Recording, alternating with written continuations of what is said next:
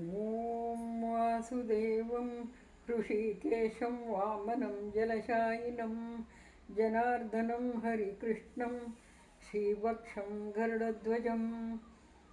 ॐ वासुदेवं ऋषिकेशं वामनं जलशायिनं जनार्दनं हरिकृष्णं श्रीवत्सं गरुडध्वजम्। वाराहं पुण्डरीकाक्षं नृसिंहं नारकांशकम् अव्यक्तं शाश्वतं विष्णुः पुनन्त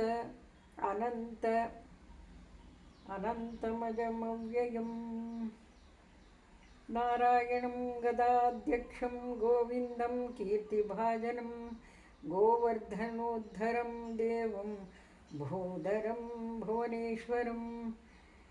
वेत्तारं यज्ञपुरुषं यज्ञेशं यज्ञवाहकं चक्रपाणिं गदापाणिं शङ्खपाणिं नरोत्तमं।